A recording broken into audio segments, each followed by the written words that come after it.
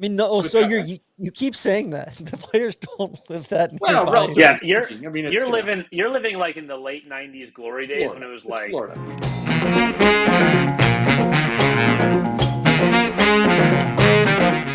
Hey everybody, welcome back to Office Hours. It's a new season, it's a new year.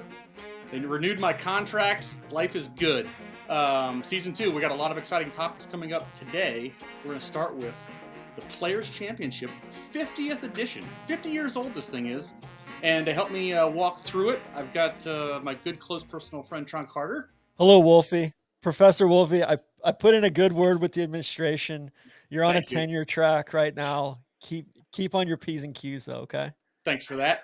And my other close personal friend from the PGA Tour headquarters itself, you might have to whisper so they don't hear him, is Mr. Sean Martin. Sean, welcome to the Office Hours. This is our first ever threesome in the Office Hours. Who would have thought? 3-man weave. Let's do it. Yeah. Inside the moat. The call is coming from inside the moat. I am in a soundproof focus room, so I'm fully locked in, ready to go, ready to do this with you. How many soundproof focus rooms are there at the Global? There's a lot. There's a good ratio. One of my favorite things about coming back for another year, it means another year of these great Holderness and Bourne shirts. I'm wearing the Hunter shirt right now in Sanctity and white. TC, I flew all the way over to New Zealand last month. I walk in the first pro shop I walk into, Holderness and Bourne right by the counter. You can't get away from these guys. They're taking over the golf world, especially the classy joints of places like you hang out. Holderness and Bourne back for another season. Can't thank those guys enough. Wolfie, I got the Wallace one there. I haven't gotten one of those yet. Tell us about what you're wearing. I got the Wallace hoodie. This is the take on the Ward sweater, the ever popular Ward sweater. Wolfie, I'm guessing you walked into the pro shop at Terry Eady. I did. Or Thierry and saw it in there. I sauntered into that pro shop.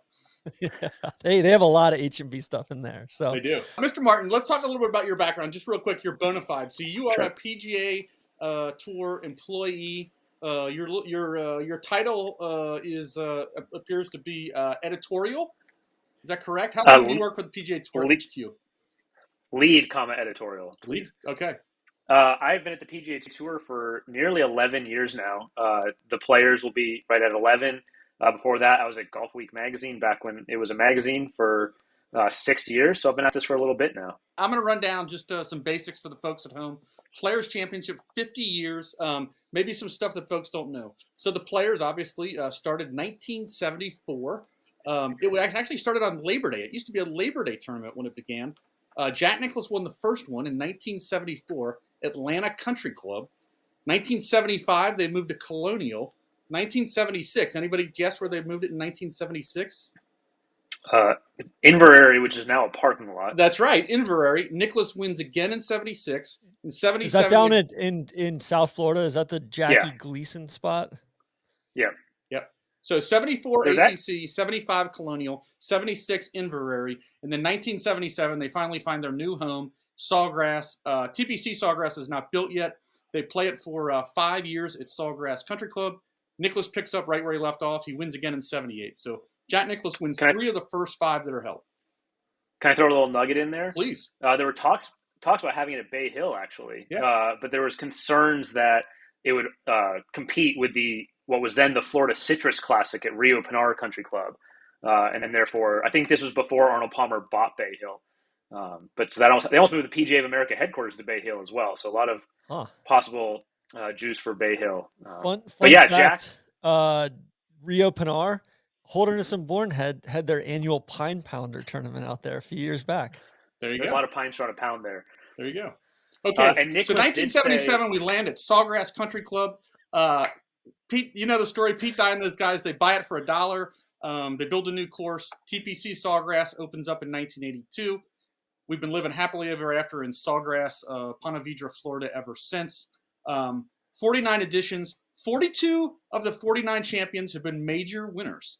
This is a big event. That's strong. It's very strong. And really, the 7 guys who won who were not major winners, most of them big names too. Ricky Fowler, your Ricky Fowlers of the world, and et cetera. Really, the only 2 that you could kind of consider, underdogs would be Craig Perks and Stephen Ames. Little fun fact about the Stephen Ames victory: it came 1 month after he got crushed by Tiger in the match play. So the guy gives Stephen Ames credit, dusted himself off, 1 month later, the guy wins the Players Championship. Now, all right. So Fred Funk, we're not considering him an underdog at all. Well, I don't know. I don't think as big of an underdog as Craig Perks. Anything to add on those 5 years that it was at Sawgrass Country Club? Because I think those are wild. It was brutal. Carnage. Right? Oh yeah. It's tough. It's crazy.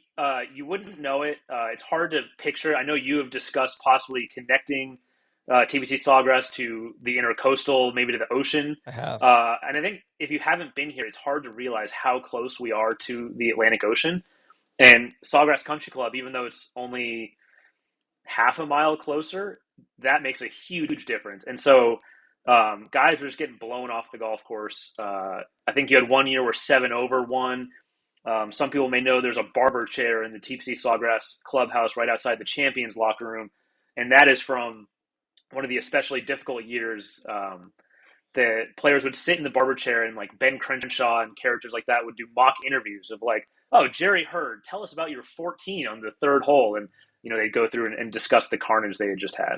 Yeah. Who can tell me the lowest of all time? That's one of the highest. Anybody, class? Anybody can guess the who's got third leg Greg? That's right. 24 under in 1994. Now, plenty of changes to the course, but still, 24 under. Pretty strong from it. Was an especially soft year. The Shark.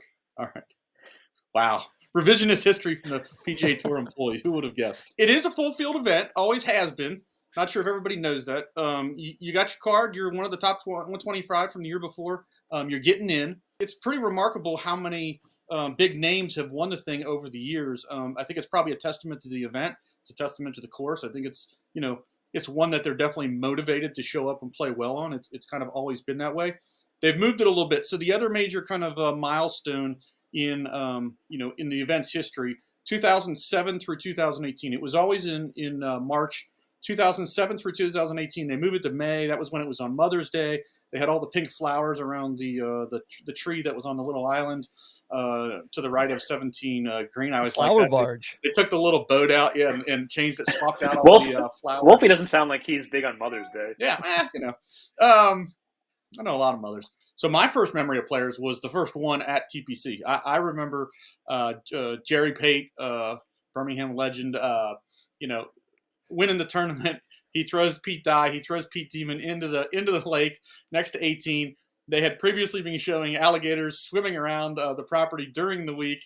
That was as a young kid, I remember thinking like, that doesn't seem like that's safe. But I think it did, for the casual viewer, it did break through. And again, particularly because this time of year, Sunday night at 6 p.m., you're going to have some people watching that would otherwise be watching the NFL or just doing other things. And I think there's a decent hook there. I think the 17th green, over the years, like love it or hate it, but people talk about it, which is, better than not talking about it. And I think that it's for the casual viewer, that's an easy one to understand. Like you start here and you got to hit the ball over on that little island. And if, usually for the winner, if he does, he's going to win the tournament. If he doesn't, he's not. And it's just, it's a pretty darn good package altogether that they've built up. And I think the last ingredient with it is they've motivated the players. It does seem like the players care about this one more than the other, a lot of the other ones on the schedule. That's the Sean Martin effect. Sean's been there 11 years now. Sean, what's been the evolution since you've been? I think even the return to March kind of talks about like the tour getting comfortable with the identity of the players. One of the things of getting it out for March was getting it out from the shadow of Augusta National. I remember when Tiger won in 2001, right before going to Augusta to try to complete the Tiger Slam, all the questions are about, Tiger and Augusta and are you ready for the Slam?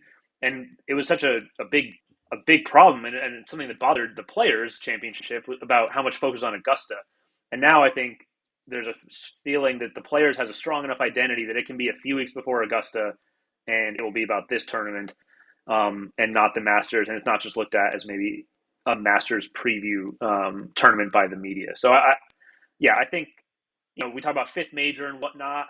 I don't think, like, at least from inside the walls here, I don't think there's let's make it the fifth major. I think it's like, hey, let's just make it the best players it can be and make it just an important tournament. Yeah. So, it's earned its place. I mean, you win the thing, you get a 3-year exemption into all the majors. I mean, that's a big deal. I'm a little bit concerned of what the identity is moving forward, because with the move to all these A, signature events, and then B, with the majors being the only time everybody gets together as far as, you know, the live guys and the PGA Tour guys. How does that, because the claim to fame the last decade or so was always, this is the strongest field in golf. There's no club pros. Masters is a limited field. US Open, you have all the open qualifiers. Same with the Open Championship. Whereas the Players was like, no, this is the best professional golf field in on the entire schedule. And now that's kind of gone by the wayside. So how do you fill that void? I think when you lose there, you still have the golf course. And, kind of like we talked about earlier. It's such a unique place. It's such a recognizable place. You know, among the big tournaments, besides Augusta, it's the only tournament that returns to the same place. So, and like I think at 50 years now, like when we first came to TPC in '82, which was the year I was born. Sorry, Wolfie. TPC was this controversial, groundbreaking, never before seen golf course. Players hated it. They panned it. They thought it was over the top. Now, we've seen more courses copy TPC, and it doesn't maybe stand out as much as this like one of a kind, impossible golf course. But it's a great kind of mix now of the golf course isn't the story, but it's part of the story, and it adds to the tournament.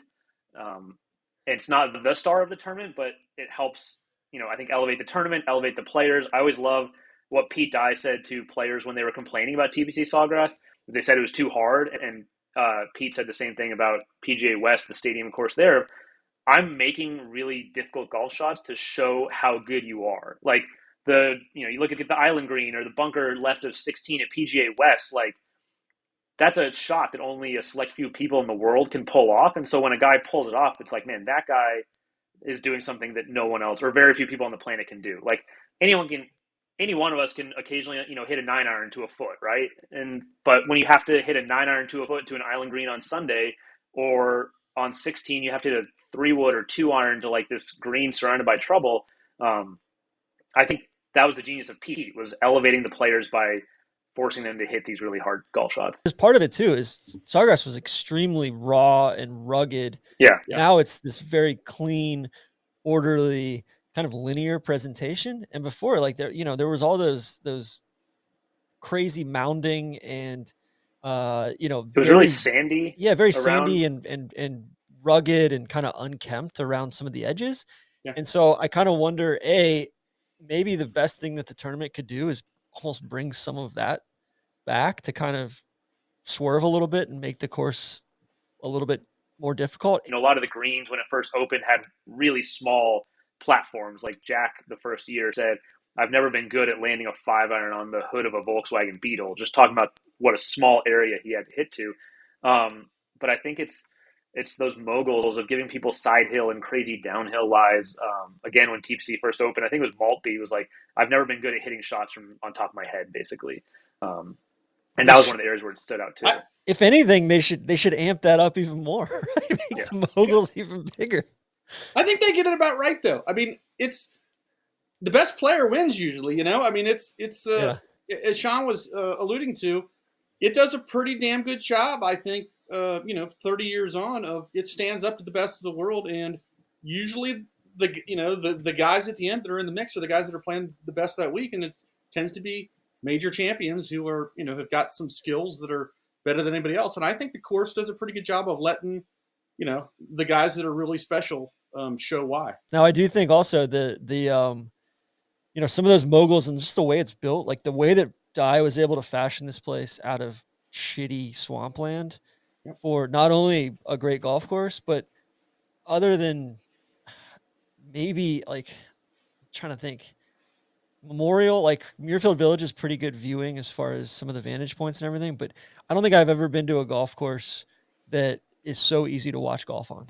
Yeah. It's truly a stadium, right? Yeah. Like, and there's cool little subtleties, like no more than I think like 3 or 4 holes go away from the golf course. Like 1 and 2 and 10, 11, they go out and then they come back. So if you want to just walk 2 holes, and it's twofold there of like, they wanted it to be easy to get around for spectators to watch. And then also you have no 2 holes that run in the same direction besides 17 and 18. And that's so you have to face a variety of wind. And so there's just really cool little subtleties like that to the golf course. Wolf, you got a couple other fun facts in here. Like the fact that nobody's ever repeated. Yeah. Nobody's even crazy. come What happened- close. No, what nobody's happened come to the close syllabus, to repeating. Like the Professor? closest was like 6 shots or something like that. Is the closest anybody's ever come. Again, I think that's a pretty good testament to the golf course. I think it speaks well of the place that it's, you got to be on your game. And Defending, it's for big names. defending champ has missed the cut 10 times too. Like Yeah. it doesn't favor any particular style of play. It's like, No. Sean, would you say it's the most agnostic course on tour? I think it's up there. I mean, I think, it's not overly long. Distance obviously is an advantage. It always is, but it's not overly long. You have to be reasonably accurate. There's enough trouble off the fairways. And then just the variety of length of holes, shape of holes, and the penalty for misses that I think you have to be well-rounded to win here. A little behind the scenes stuff. When you play in your first Players Championship, whether you're rookie, second year, third year, whatever, first time you play in one, you get a set of silver sterling silver cufflinks with a little PGA Tour logo on it, and the players really do appreciate it. I mean, it is like one of those like small little things, but like they when they get it, they open a little box, the little Tiffany box, and they look, and it's something. Don't they have to pay for those? Hold on, don't they have to pay for the cufflinks? That was a bit. No, that was a bit. One of my favorite memories of the players is one year Nike had a bunch of excess marketing dollars that they had to spend with the tour. So they basically called us up and they're like, hey, do you guys want these Players Club tickets? And this was like the first or second year they had done the Players Club. They were trying to paint it as this highly, highly, highly exclusive, $1,000 a day per ticket, basically like a knockoff of Berkman's. DJ and I are just sitting there all week, just posted up at the Raw Bar. And I think Oscar Munoz at the time was the CEO of United Airlines, and he's trying to get in. And they're like the official airline of the PGA Tour. He just can't get in. Like and like his sales rep was like, not like he's the CEO. And they're like the tournament director was like, nope, don't care. Like the only way in here is to pay. And like meanwhile, DJ and I are just sitting over by the Raw Bar, stuffing our faces like a couple of dipshits. It was great. So anyway, that was neither here nor there. Sean's super uncomfortable now.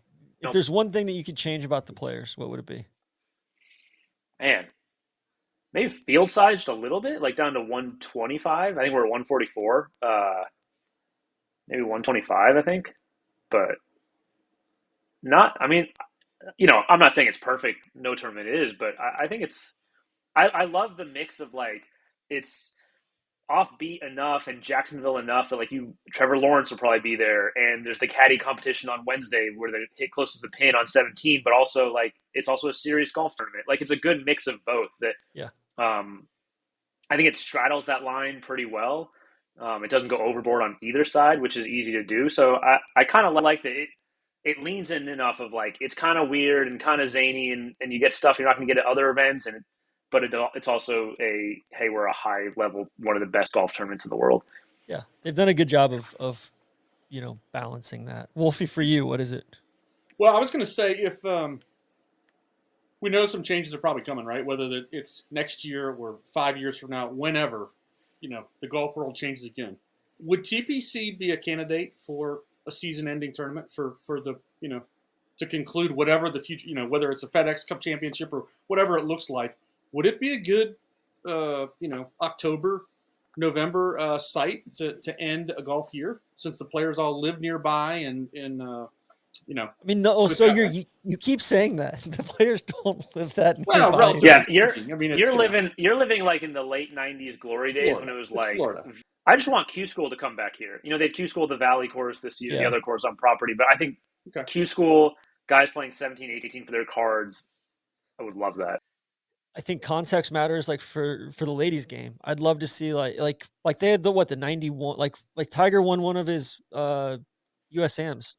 94, right? His first US amateur. Yeah. And like there's I don't know, I think there's room to have more golf events here than just the players. And I know their view of that is probably that it diminishes players, or they want to leave the focus on that. But personally, and and the way that they sell sponsorships, like Morgan Stanley and Optum and Grant Thornton get get sponsorship of the thing year round. So it's everything that touches TPC Sawgrass, they have, a finger on. But on the flip side, like I think one of the really important things for women's golf is venues and context for fans. And if you saw the ladies playing the same hole, like, arguably some of the most famous golf holes in the world, 16, 17, and 18, at Sawgrass, like that would be a pretty indelible image for the ladies game and add a lot of context for people that are relatively new fans or trying to get people over to that side. So that would be one of the things that I would change, would just be more, whether it's Q school or amateur golf or whatever. Like,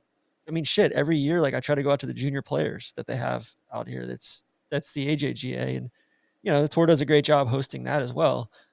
So kudos to them on that, but like take that a step farther. 50th Players Championship. They made it to 50. Well, thank you. And thank you to H&B, right, Wolfie? Thanks to H&B. Keep us looking good. Say hi to everybody at the Global Home for us. I will do that.